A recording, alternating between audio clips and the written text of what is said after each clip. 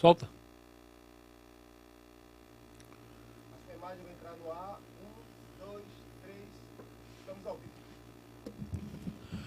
Pronto, já chegamos, estamos aqui. Estamos no ar com mais uma edição aqui do Pode Pegar Fogo. Aqui com Elias da Bahia para todo o mundo. E já quero agradecer aos amigos que me assistem aí em qualquer lugar do Brasil, você que está me acompanhando aqui na Bahia, em toda a Bahia. Receba meu abraço, meu carinho e muito obrigado pela sua audiência. Estamos no ar, né? Chegamos e chegamos chegando. Já mande aí a sua mensagem, já diga a cidade onde você está, participe, beleza? Compartilhe essa live. Estamos no ar e hoje nós temos um programa muito especial, porque como divulgamos, estamos recebendo aqui um dos deputados mais atuantes aqui do nosso estado, o deputado federal Márcio Marinho. Eu tenho uma honra, uma alegria imensa em recebê-lo aqui. Bem-vindo, deputado Márcio Marinho. Obrigado, meu amigo Elias da Bahia, e aqui quero saudar em seu nome a todos os telespectadores que estão nos acompanhando pelos canais de comunicação, dizer da alegria de estar aqui hoje, batendo esse papo, que será um papo muito produtivo aqui no Pode Pega Fogo, e eu tenho certeza que a gente vai conseguir se conectar, se comunicar com os nossos ouvintes e telespectadores da Bahia. Deputado, eu estive em uma cerimônia na Alba, muito linda, por sinal, cerimônia onde o senhor recebeu, salvo engano, foi a comenda 2 de julho, 2 de julho. a honraria, maior honraria do estado da Bahia. E que maravilha. Eu queria que o senhor falasse um pouco daquela emoção, daquele momento e o que representa esta medalha para o senhor, deputado. Elias e amigos ouvintes, eu fiquei muito feliz e agradecido a Deus pelo deputado Jurailton Santos ter me oportunizado em ter recebido aquela comenda importante para nós, né? Que é um reconhecimento do nosso trabalho quanto cidadão político da nossa querida terra Bahia. Você sabe que uma homenagem dessa, ela é dada àquelas pessoas que têm serviços prestados e o reconhecimento da sociedade na prestação de serviço para a coletividade. E quando eu estava ali na tribuna falando, me veio um misto de emoção, de sentimento naquele momento. Veja que eu, para quem não sabe, eu sou filho de um pedreiro e também filho de uma faxineira de prefeitura, que é uma gari de prefeitura. Essa mulher teve 11 filhos, eles eram primos de primeiro grau, tiveram 11 filhos, e desses 11 filhos, 2 nasceram especiais, e eu acabei vendo uma tragédia dentro da minha casa, que foi a perda de 2 irmãos afogados em um mês só. Minha mãe ficou com um psicológico completamente abalado e meu pai não suportando, ou também não querendo dar a atenção que deveria, ele nos abandonou e eu só tinha apenas 12 anos de idade. Virei o chefe de casa com apenas 12 anos de idade. E a imagem dentro da minha casa era de tristeza, de muita dor, porque imagine você, uma mãe com psicológico abalado, 2 crianças especiais dentro de casa e uma dificuldade muito grande e com muita raiva, com muito ódio do meu pai por ter nos abandonado. Dos 12 anos até os 16 anos de idade, eu tentei 4 suicídios, com o objetivo de acabar com a minha vida, e não era como as pessoas falam, com covardia, não, era porque foi tirada de mim a oportunidade de ser criança, né, de estudar, de jogar bola, e virei o chefe de casa para cuidar da minha mãe. E aí eu tive o contato com a fé que mudou a minha vida. E ali, eu que era, na cabeça de muitas pessoas, o improvável, e chegar naquela condição de estar recebendo a maior comenda do estado da Bahia, um estado que eu não sou de nascença, né, mas fui acolhido, né, e fui adotado por esse povo maravilhoso, ali foi um momento de muita alegria e dizer o seguinte: olha, tudo que você passou te fez um homem forte, um homem corajoso, um homem destemido, determinado e muito dedicado para trabalhar pelas pessoas. Ali, nada mais, nada menos, aquele título, eu reputo ele a Deus, em primeiro lugar, e depois as pessoas que confiam no nosso trabalho. Ali foi um resultado de muita luta e reconhecimento do nosso trabalho. Muito bom, estava presente, uma homenagem muito linda e vi muita gente chorando, alegre, emocionado com a sua história e foi uma coisa assim que eu fiquei muito impressionado, né, com a alegria das pessoas que ali estavam, né, com a participação das pessoas. Bispo, aqui para o senhor. Obrigado. E, olha, deputado, o trabalho que o senhor desenvolve também aqui na Bahia, a Patrulha do Consumidor, iniciou quando, deputado, esse trabalho? Esse trabalho tem aproximadamente 20 anos que a gente começou ele e nasceu, Elias e amigos ouvintes, de um sentimento de proteção das pessoas. Você sabe que numa relação de consumo, o consumidor é a pessoa mais fragilizada, mais indefesa. E boa parte das pessoas, elas não conhecem os seus direitos. A Bíblia diz, né, que o povo sofre por falta de conhecimento. Quando fala de falta de conhecimento, não é só o conhecimento religioso, é o conhecimento também dos seus direitos. E a gente sabe que, imagine uma senhora que pega o seu salário com muito suor, com muita dor, né, com muito gemido e compra uma geladeira para poder guardar o seu remédio que tem que estar refrigerado e aquela geladeira dá um problema, certo? Apresenta um vício e ela começa a ter dificuldade de ter, por parte de uma assistência técnica, o conserto dessa geladeira. E aí começam a enrolar e às vezes são senhoras, são senhores, pessoas que são indefesas, pessoas que são frágeis, e não têm com quem contar, elas acabam sendo lesadas. A Patrulha do Consumidor, ela existe justamente para fazer a intermediação. Não é para destruir imagem de fabricante, de lojista, de comerciante, não. Até que o direito das pessoas sejam respeitadas, certo? E aí, as pessoas não sabem que a geladeira é um produto essencial, que é diferente de um ventilador. Um ventilador, você vive sem um ventilador, você abre a janela, entra um vento, né? Mas a geladeira é um produto essencial. E a própria decisão do Supremo diz que o produto essencial, a troca tem que ser imediata. Por quê? Porque imagina você, se depende de um remédio refrigerado para manter-se vivo, e a geladeira é importante para manter refrigerado esse remédio, para trazer o conforto para a saúde daquele consumidor, e isso não acontece. A pessoa pode chegar ao óbito, por isso a troca tem que ser imediata. Mas as pessoas não sabem.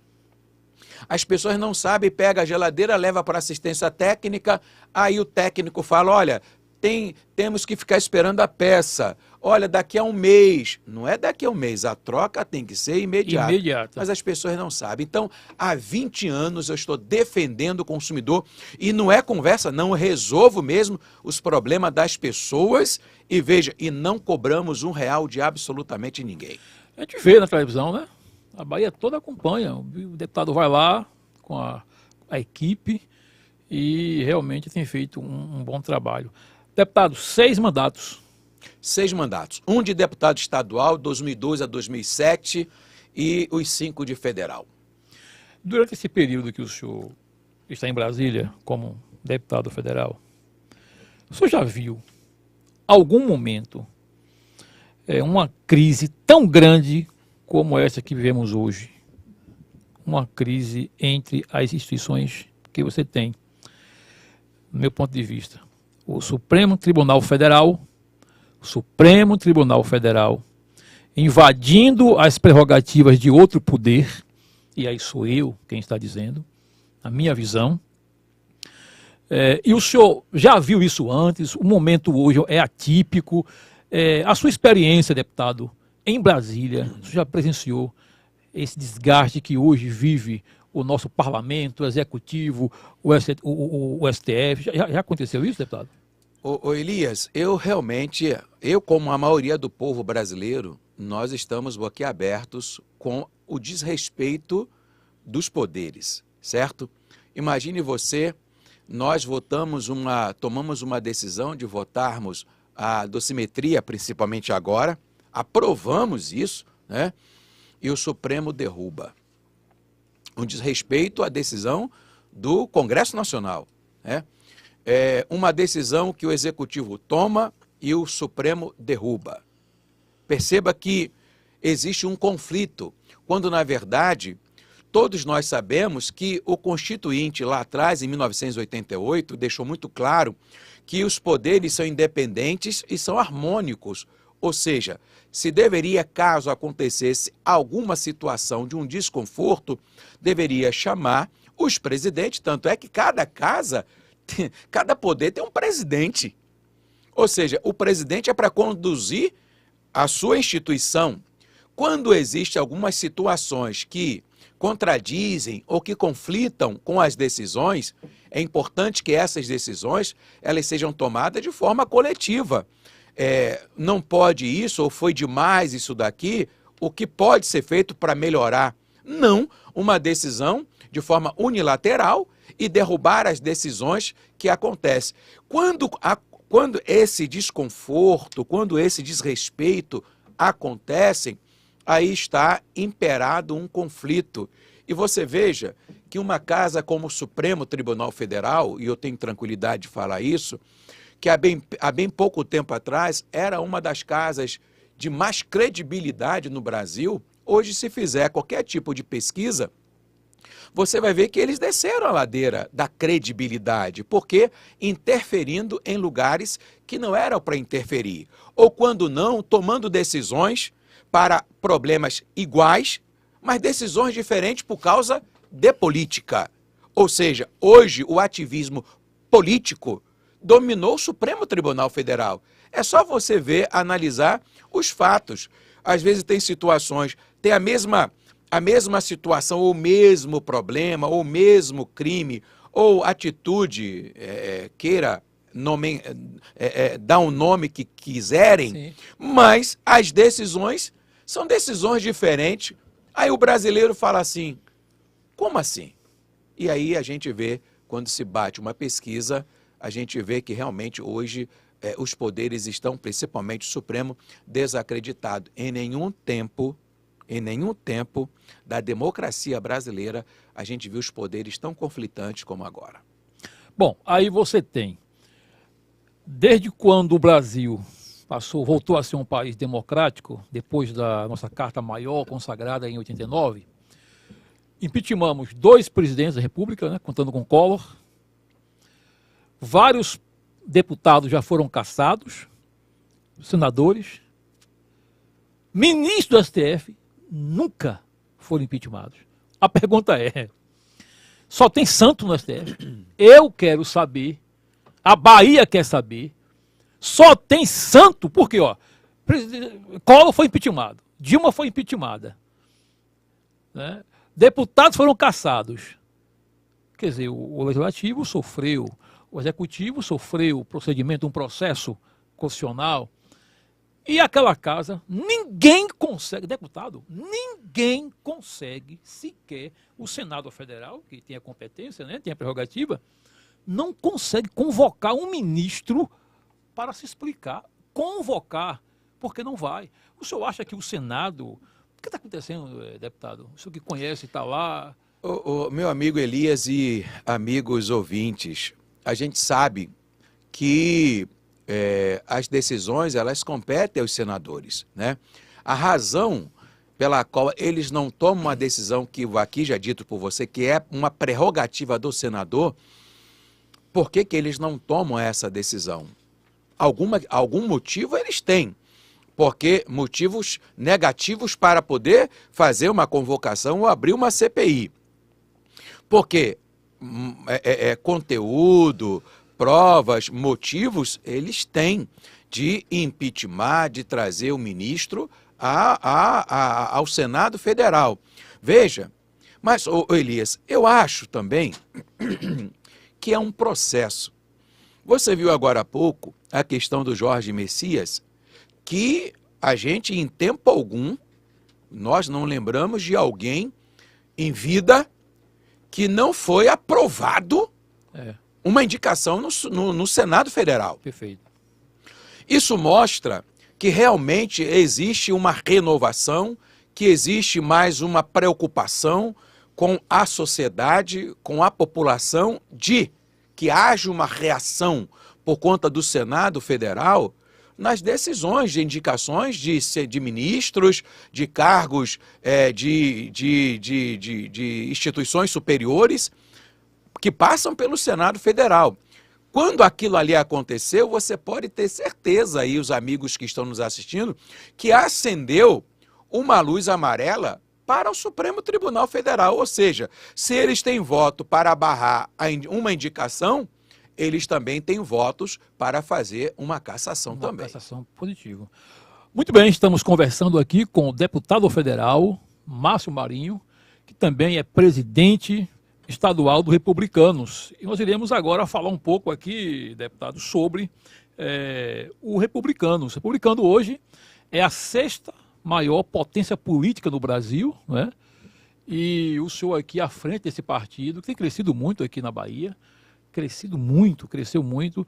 Qual é a expectativa agora, deputado, para essa eleição aqui na Bahia, o Republicanos? Elias, eu acho que o crescimento se dá pelo trabalho que é feito de forma coletiva. Muito embora eu esteja à frente do partido, é um lema que nós falamos sempre: ninguém faz nada sozinho. Se o partido desenvolve, se o partido cresce, é porque eu tenho presidentes comprometidos, deputados e vereadores comprometidos com o partido. E quando isso acontece, desse compromisso com o partido, é respeitando cada eleitor lá na ponta. E quando a gente respeita o eleitor e faz realmente o dever de casa que eles querem, logicamente que o retorno é positivo, porque imagine você, na atual conjuntura, onde a população, a sociedade, às vezes, falta um pouco colocar a mão no nariz pela podridão política, e eles estarem dando o voto aos Republicanos e ampliando a base de vereadores, prefeitos, deputados, isso é porque nós estamos correspondendo com os anseios de cada pessoa. E aí quando você pega os parlamentares, Elias, do Republicanos, pelas redes sociais, você vai perceber que nós não trabalhamos só no período da eleição, nós trabalhamos nos 4 anos de mandato. Veja, eu ainda ontem, esse final de semana, eu estava entregando eventos, equipamentos para a zona rural. E é uma alegria muito grande quando a gente entrega uma rabeta de barco para o pescador. Que alegria que esse pescador fica, porque dando dignidade para eles. Quando a gente entrega, a exemplo, isso foi em Centro-Sec, nós entregamos mais de 100 rabetas para os pescadores que pescam no Rio São Francisco. Quando a gente chega em Terra Nova, que a gente reabre um hospital para que as mulheres possam dar luz ali na cidade, que não precisam ir para a feira, nem para Salvador, isso mexe com a vida das pessoas. Quando a gente pavimenta uma estrada, como fizemos aqui na Valéria, como entregamos no São Rafael um posto de saúde, e as pessoas percebem que existem políticos que querem trabalhar, ô Elias, o resultado não pode ser outro a não ser a aprovação na urna de dar o voto para renovar o mandato. E aí aquilo que você me perguntou, por que cresce? Cresce porque todo mundo trabalha em consonância com o sentimento e o desejo e a necessidade das pessoas. O povo quer alguém que os defenda. O povo quer alguém que fale assim, olha, eu tenho no Elias, com fé em Deus, que vai estar me representando na Assembleia Legislativa, defendendo meus interesses, porque às vezes as pessoas têm um discurso, mas do discurso para a prática é um hiato, é uma distância muito grande. As pessoas percebem isso, viu? E isso, Elias, da defesa das pessoas, é do início que eu falei aqui para você, de onde eu saí. Eu sei o que é passar necessidade, eu sei o que é pegar um buzu, eu sei o que é acordar de madrugada para levar minha mãe, mesmo com o psicológico abalado, para pegar um pau de arara, para levar para o centro da cidade, para varrer rua, para manter a nossa casa. Eu sei o que é rebocar uma parede porque eu fui servente de pedreiro, fui pedreiro, peguei ônibus, comi marmita. Então isso eu sei.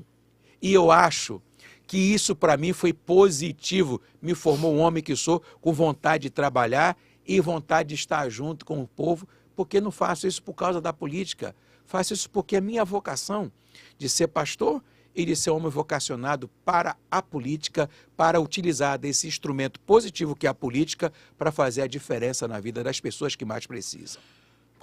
O senhor falou aí que pegou buzu. Eu lembrei aqui,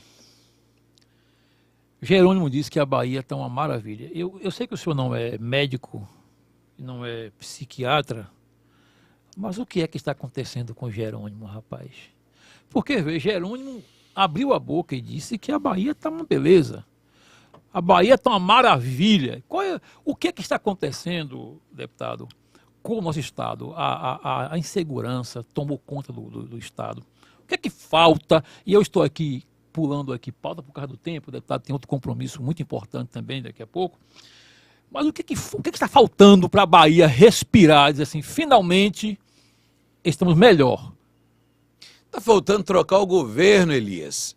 Porque agora mesmo recebi aqui no meu telefonema uma senhora lá de Paulo Afonso pedindo ajuda, porque a mãe está com câncer e está na fila de regulação esperando uma oportunidade para fazer um tratamento. Veja, nós não podemos tratar o povo de qualquer maneira. Quando as pessoas elas ouvem uma situação dessa, que a saúde está boa, isso é você ficar tirando, a palavra é essa, tirando onda com quem está sofrendo. Porque quem está lá na ponta fala assim, olha, esse governador está com descaso comigo. Porque eu estou aqui em casa esperando uma regulação. Eu tenho um parente que está esperando uma regulação e o governador está falando que a saúde está uma maravilha. Para quem? Porque não é a realidade do povo baiano. E eu estou dizendo isso, não é falando mal da pessoa do Jerônimo, eu estou falando mal do governo dele, Perfeito. Que é um governo ineficiente, que não cuida da saúde das pessoas. Então, respondendo a você, o que tem que acontecer é trocar o governo. Quando as coisas não vão bem, quando uma peça está ruim, o que fazer? É trocar. O senhor falou em uma entrevista que o governo do PT aqui na Bahia se vendeu, ou está vendido, ao PSD. Mais ou menos isso, né, que o senhor falou, que o governo da Bahia, o governo do estado da Bahia, hoje está caminhando em cima sobre as rodas, vamos assim dizer, do PSD. E o MDB? O senhor não acha também que o MDB tem uma parcela, contribuiu muito para que o Estado ficasse como está, apoiando as ações do governo, esse desgoverno? Eu digo logo aqui, o MDB de Gedel, que agora, inclusive, apareceu aí com um novo escândalo, segundo aí acusações. O senhor não acha que o PSD de um lado e o MDB do outro lado tem consolidado o Estado que hoje está aqui, a Bahia, junto com o governo? Veja, Elias, o MDB ele tem muito discurso, né? Mas não tem tanta representação política como tem o PSD. Quando a gente fala que o PT depende do PSD, é porque se você pegar, por exemplo, na Assembleia Legislativa, o PSD acho que 8 deputados estaduais, tem 4 ou 5 deputados federais. Então, eles dependem e tem agora um senador da República, né? Então, do ponto de vista de força política, se colocar na balança, em termos de quantidade de deputados de forma objetiva, o PSD tem muito mais do que o MDB. Portanto, quem tem mais votos na Assembleia e no Congresso Nacional é que tem mais força política dentro de qualquer governo. Sim. Lógico que o governo do PT vai fazer de tudo, mas de tudo mesmo, vai cortar na carne para manter o PSD na sua base, por entender que se não tratar bem, para onde o PSD for, certamente que leva muita gente. O senhor vê agora uma vitória de ACM Neto, consegue ver uma vitória assim, robusta de Elias, eu consigo ver o sentimento das pessoas querendo mudança, certo? Por mais que a gente vê o governo arrotando, que tem não sei quantos prefeitos, não sei quantas lideranças, mas se você vai lá na ponta e começa a conversar com as pessoas, do ponto de vista de necessidade, do que toca na vida delas, elas vão falar assim para você: olha, eu tenho o maior respeito pelo meu prefeito, eu tenho o maior respeito pelo governo do estado, mas eu quero, de fato, alguma coisa que mude a minha vida, que melhore a minha vida. As pessoas vão no mercado, a comida está cara. Em algum momento, muitas pessoas falaram, no tempo de Bolsonaro principalmente, que, olha, quando for o novo governo, a comida será barata na mesa. Olha, o combustível será barato para o consumidor. A gente não está vendo isso. Veja, pergunte a qualquer dona de casa o preço das coisas quando ela vai ao mercado. Da comida, principalmente. O povo está com o bolso ferido. Pergunte para as pessoas, Elias, que mudança aconteceu nesse governo de 20 anos da gestão do PT na área de segurança pública, na área de geração de emprego e renda para a juventude, principalmente. É isso que o governo deveria estar se perguntando. O Estado está mudando, melhorando para quem? Pode estar melhorando para 6, 10 pessoas, mas para a grande maioria não. E é essa mola propulsora que me permite ver que no dia 4 de outubro as pessoas tomarão uma decisão por elas. Não é por causa de pessoas, não, por elas. E, logicamente, que quem estará disputando esse voto para ser esse catalisador de mudança é a Semineto, um cara responsável, um cara que fez 2 gestões em Salvador, nos 8 anos de mandato, o melhor prefeito do Brasil, não é um menino, já é um camarada de quase 50 anos, preparado para fazer a gestão, para ter energia e coragem para enfrentar os problemas que estão. O que esse governo na campanha vai falar agora, Elias? Olha, vou ter saúde, olha, vou ter segurança. Eles já prometeram isso há 5 mandatos. Há 5 mandatos. E não fizeram. Eu fico imaginando assim, o povo em casa assistindo o debate. Olha, de novo isso? Como dizia a minha mãe, Dona Isabel, Dona Moça, apelido dela. De novo? As pessoas estão cansadas. Pastor Alex Salinas da Margaridas, mandando um abraço para o deputado, um grande abraço, viu, Pastor Alex, nosso amigo lá em Encarnação de Salinas, primeira Igreja Batista, um grande abraço aí, um abraço para João Vitor também, Formosa do Rio Preto, um abraço também ao nosso amigo aí em Acajutiba, Luiz, muita gente aí participando, Wesley, um abraço aí para Wesley, meu amigo. A chegada de Coronel para o grupo de ACM, já foi possível notar alguma força, alguma movimentação trazida na chegada do senador para o grupo de ACM? Porque ele veio e com muita promessa, com muita expectativa, vou trazer um monte de prefeito, um monte de vice-prefeito. Eu ouvi um zum, que a Semineto está um pouco chateado com o Coronel, porque diz que ele não cumpriu um dedo mindinho dos 5 dedos que prometeu. O senhor percebe isso? Há alguma mudança? Há uma diferença, uma força? Me diga aí. Ô Elias... Vou falar igual por mensidade. Me diga aí, seu menino. Se você vê direitinho, os almoços, como diz outro, o cozido que o Coronel tem feito na casa dele, todas as segundas-feiras, é um retrato das pessoas que ele tem trazido para apoiar a Semineto, para nos apoiar, né? Não só a Neto, mas a ele também. Desde vereador, ex-vice-prefeito, ex-prefeito, trazido para apoiar a candidatura de Semineto. E a gente sabe que existem muitas pessoas ainda, Elias, ligadas a Coronel, que elas estão naquela expectativa de, no momento certo, tomar a decisão.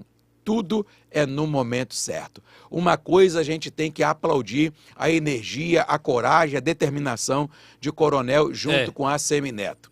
Viu? É um senador municipalista que tem uma interlocução muito grande com todos os municípios da Bahia. A partir do Senado Federal, aprovou medidas importantes, principalmente para botar sangue na veia financeira dos municípios, porque essa questão das parcelas do ISS, do INSS é muito grande e ele conseguiu diminuir os percentuais para poder e ampliar as parcelas também do INSS pago pelos municípios. Então, ele tem feito um trabalho de base muito grande. Às vezes as pessoas ficam olhando assim, olha, ele não cresce muito na pesquisa, porque eu já vi muita gente falando, não cresce muito na pesquisa. O voto do Coronel é um voto silencioso, é um voto lá na ponta. Muitas pessoas vão cair do cavalo com o resultado da eleição do nosso senador Ângelo Coronel. Muitos prefeitos que não querem se manifestar agora, né, estão aí deixando para o momento apropriado. Deputado, como eu sei que o seu tempo está curto, eu vou fazer só mais 2 perguntas, mas eu queria deixar o senhor à vontade, caso o senhor queira abordar algum tema importante, algum assunto que o senhor queira passar para o nosso público, fica à vontade. Algum tema que o senhor queira... Elias, eu quero aproveitar esse momento e de dizer que o que move o meu coração de estar na política é conseguir fazer algumas coisas que tocam na vida das pessoas. Eu aqui já dei alguns exemplos, porque as pessoas elas estão perdendo a fé e a confiança na política.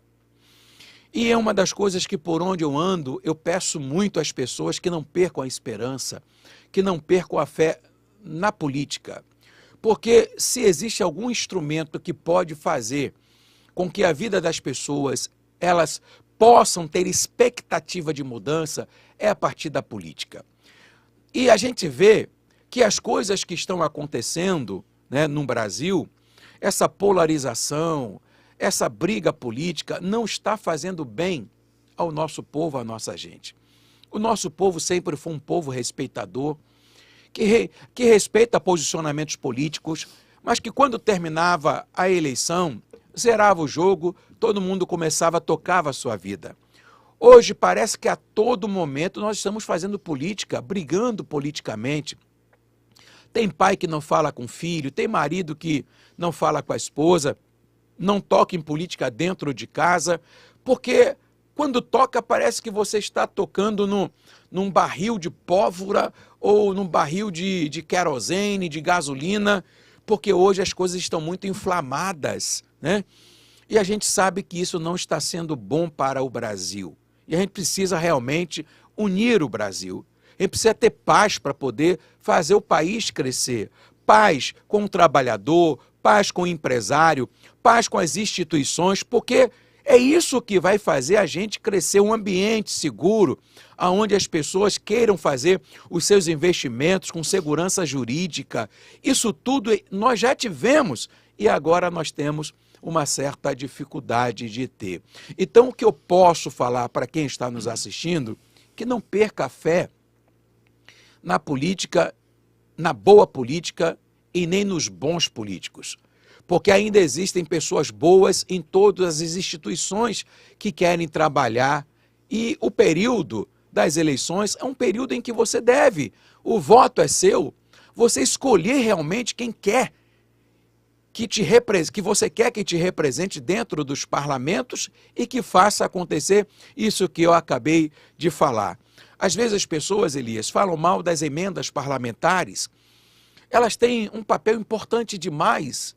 Ah, mas tem gente que desvia o recurso, que pague pelo desvio que fez. Aí nós temos os órgãos fiscalizadores, seja da Justiça, do próprio governo, que pode fiscalizar desde a saída a entrega desses recursos. O que não pode é criminalizar esses recursos que fazem a diferença na vida das pessoas. Imagine abrir um hospital, imagine pavimentar uma estrada, uma rua, tirar o povo do contato com a lama, que acabam contraindo determinados vírus ou doenças. Isso é dignidade para a pessoa. Imagine você entregar um equipamento para um pequeno produtor que quer escoar o seu material para a cidade, para os mercados, e ainda faz de forma manual, porque não tem o equipamento para poder trabalhar e produzir, para ter mais dignidade. Isso move a gente. Imagine você, a gente colocar, como fizemos agora, em Senhor do Bonfim, uma escola de 12 salas de aulas, com uma estrutura bacana. Para quê? Para que os alunos, os professores, realmente tivessem a condição de aprender e de ensinar. É isso que move o nosso coração. Isso move o coração dos políticos sinceros, porque não tem só eu, não. Tem outros tantos políticos que gostam de trabalhar, de estarem no meio das pessoas, de ouvirem as necessidades das pessoas. Então, o que eu peço, Elias, é que a população baiana, primeiro, tenha essa consciência de que não pode perder esperança na política e que não pode ter medo de dar oportunidade a quem quer trabalhar. O voto é seu, a decisão é sua, mas nós estamos aqui provocando a cada um de vocês. Que país e que estado que nós queremos a partir de janeiro do ano que vem? O que está ou o que estão, seja nacionalmente, seja no estado da Bahia? Quando as coisas não estão boas, é hora de mudar com responsabilidade. Então, eu queria, Elias, falar essas palavras para quem está nos assistindo, porque cansou. O cidadão cansou na Bahia. O cidadão cansou no nosso estado, não ter saúde, não ter educação e não ter segurança pública. Por isso que homens de bem, como você, como outros tantos, que poderiam estar no conforto da sua casa, hoje estão sendo aclamados, estão sendo convocados pelas pessoas de bem e que precisam de pessoas decentes para poder fazer a defesa dos seus interesses, dos interesses da população, não os interesses pessoais. Muito bom, muito bom. João Vitor, aqui de Formosa do Rio Preto, conhece, deputado, a cidade? Conheço, fica lá no oeste da Bahia. Formosa do Rio Preto, fica perto de Riachão das Neves, Santa Maria da Vitória. João Vitor manda um abraço aqui, está ligado aí. Cabula Notícias, parabéns. Rapaz, os baianos têm que dar um não ao PT. Vamos lá. Juazeiro, aqui ninguém suporta mais 4 anos de tantas promessas. É isso aí, o povo está falando, né? É o povo que está falando. Deputado, nessa cadeira aí que o senhor está sentado, o deputado Marcelo Nilo, o grande deputado Marcelo Nilo, hoje, né, federal, ele diz o seguinte: se Rui Costa não for preso, no Brasil não tem justiça. Palavras do deputado federal Marcelo Nilo. Se Rui Costa não for preso, no Brasil não tem justiça. E aí, deputado? Que palavra forte. Ele parte do pressuposto de que pessoas que tomaram, que cometeram, ou pelo menos é o que diz os jornais,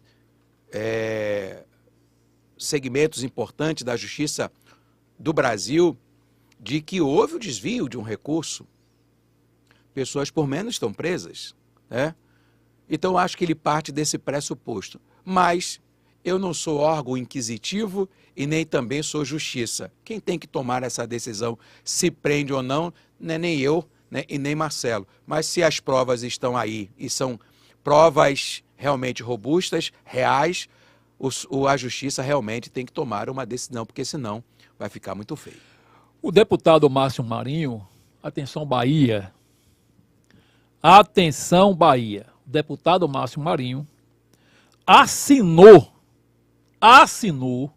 a lista do pedido da criação da CPMI do Banco Master. Está lá, deputado, um dos primeiros, assinou. Uma bagunça, é um escândalo que está dominando aí o Brasil e tem gente de tudo quanto é lugar. Da direita, da esquerda, do meio.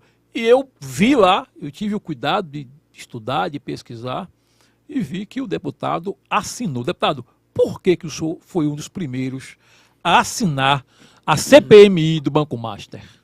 Meu amigo Elias, você sabe que na Câmara Federal eu participo de uma comissão chamada Comissão de Defesa do Consumidor. Houve uma decisão lá atrás do BRB, o Banco de Brasília, comprar o Banco Master. E aí a preocupação nossa seria como ficaria os acionistas, os consumidores que consomem os serviços do Banco Master. E nós então fizemos uma audiência pública, aprovamos um requerimento de audiência pública para chamá-los para conversar conosco lá na Comissão de Defesa do Consumidor. E aí começaram então a vir aqueles problemas, como nós estamos tomando conhecimento, e cada dia é uma coisa nova que acontece. Surgiu a CPI para que as pessoas pudessem assinar, para que a gente pudesse saber o que estava acontecendo com aquela decisão do Banco Master. E lá a gente, como tem um cuidado e quer ver o consumidor protegido, não poderíamos deixar de estar assinando essa CPI para apurar. Porque, veja, é uma comissão que a gente apura o que está de errado e também aqueles que estão envolvidos têm uma oportunidade também de se explicar. Então, nós assinamos para dar a oportunidade a essas pessoas de se explicarem. E se tivesse de novo de assinar, certamente que estaria assinando. Positivo, está aí. Nós estamos felizes com a chegada aqui, com a vinda, com a participação, essa honra, a presença do deputado federal Márcio Marinho, Republicanos, Bahia. E eu, deputado, quero agradecer ao senhor pela sua contribuição muito importante para o nosso Pode Pegar Fogo. Né? Eu falei aqui que quando a gente fala o nome Pode Pegar Fogo, deputado, a impressão é que pega fogo mesmo. Pega fogo mesmo, né? Mas assim, eu sempre costumo dizer que a pergunta é minha, a resposta é sua, né? Eu pergunto o que eu quero e o deputado responde o que o deputado quer. Deputado, por fim, eu queria perguntar ao deputado o seguinte: o Republicanos hoje, na Bahia, há vamos assim dizer, uma tendência de eleger 7, 6 deputados estaduais, 4, 5 federais, deputado. Me diga aí. Elias, as nossas chapas de deputados, né, seja de estadual e de federal, ela está muito boa. Conseguimos fechar a nossa chapa com 64 candidatos a deputados estaduais, portanto, vamos sair sozinhos porque não fizemos federação. E a chance real de fazer 6 deputados estaduais, ela é realmente, isso pode acontecer. Como também de 5 deputados federais. Agora, quem serão esses deputados? Eu acho que hoje, pelos números de pessoas que já disputaram a eleição e de pessoas que têm um perfil, que têm um trabalho social, que têm um trabalho junto com a sociedade, nos faz entender e ter essa perspectiva de fazermos 6 estaduais e 5 federais. Agora, está na mão do eleitor confirmar esses números ou não. Hoje nós já temos 5 federais, né? Sim, 5 federais, que sou eu, a deputada Rogéria, o deputado Marcelo Nilo, o Léo Prates e também o deputado Diego Coronel. Então somos 5 deputados federais, 1 senador e 3 deputados estaduais. Maravilha, maravilha. Um abraço aí ao amigo São Francisco do Conde. Está falida por conta do PT, Ranilton. Débora, tirem o PT da Bahia. Rapaz, o povo tá. Um abraço ao pastor aí em Feira de Santana, pastor Enoque Lima também manda um abraço. O povo tá revoltado. Tá. Coité, tô aqui ligado de Coité. Um abraço, meu irmão, um abraço, Eudes e Coité. Deputado, o povo da Bahia não quer mais o PT. Tá aí. Depois ele da Bahia que fica procurando chifre na cabeça de cavalo. O povo não quer mais o PT. Tá aí, a Bahia se manifestando. Né? E eu quero aqui, deputado, agradecer a Deus pela sua vinda. Obrigado, Elias. Muito obrigado mesmo, obrigado. Eu sinto-me muito feliz. Sabe que essa entrevista aqui, para mim, é uma resposta de Deus que estamos no caminho certo, levando a informação com responsabilidade. Quero que o senhor, nesse encerramento, deixe aí um conselho para os baianos e um conselho para quem quer ser deputado estadual pela Bahia. Primeiro, agradecer a você, Elias, pela oportunidade, porque para mim também foi uma honra estar hoje aqui, sendo entrevistado por você. Você que é um cara do bem, cidadão do bem, que quer o melhor para a sua terra, quer o melhor para a sua cidade, quer o melhor para o seu povo, para a sua gente.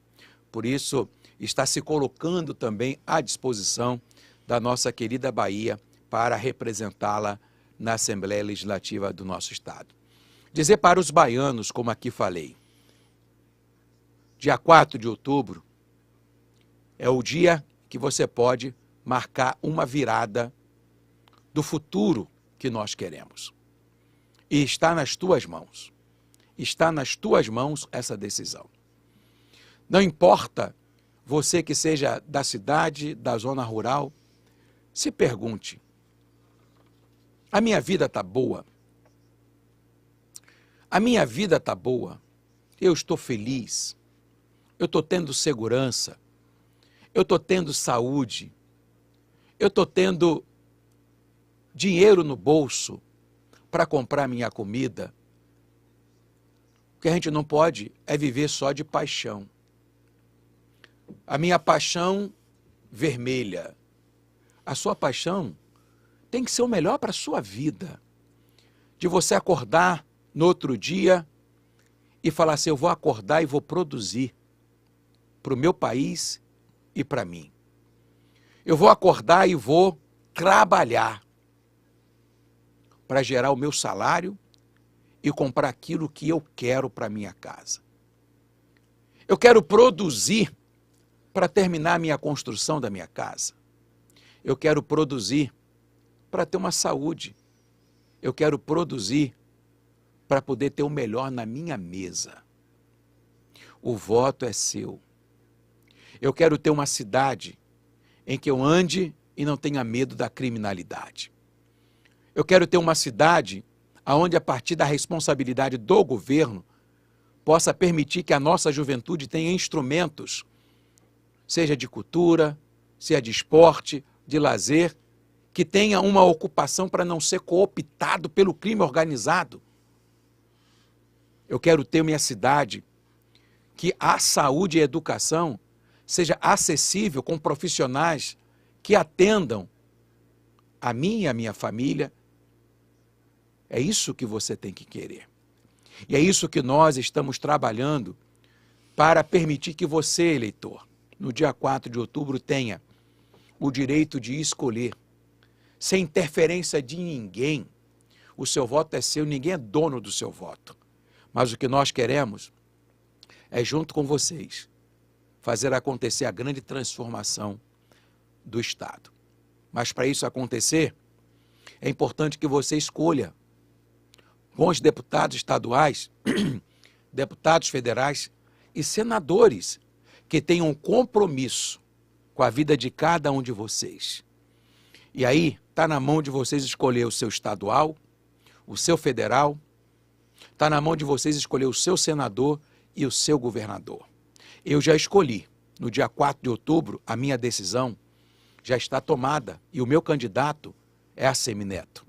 O meu candidato da minha família. E eu tenho certeza, Elias, que a população, como você acabou de ler aí, está querendo mudança, não é por causa de pessoa, é por causa da sua vida. Quando as coisas não estão bem, é hora de mudar. E no dia 4 de outubro, você pode mudar o destino da Bahia. Eu também já escolhi, já decidi. Eu vou com Neto, governador, Coronel, senador, João Roma, senador. Chapa pronta. Zé Cocá, vice, e deputado federal, Márcio Marinho. Obrigado, Elias. Vamos lá. Muito obrigado, viu, deputado? Eu que uma agradeço, honra. É isso aí. Estamos encerrando aqui mais uma edição do Pode Pegar Fogo. E você vai logo, logo aí começar a ver os cortes, ouvir os cortes aí. Vai ser uma bênção. Também eu quero registrar aqui a minha branquinha, primeira dama do programa, né, deputado? Minha branquinha tá ali. Eita maravilha, viu, rapaz? Eu era feio que dava dó. Depois que eu casei, aí, um homem lindo que eu tô, não é não? Deputado Márcio Marinho, para mudar a Bahia, Raoni Joaquim, Jauno Joaquim, seu xará, viu, Joaquim? Deputado Márcio Marinho, para mudar a Bahia. Gente, um forte abraço, fui!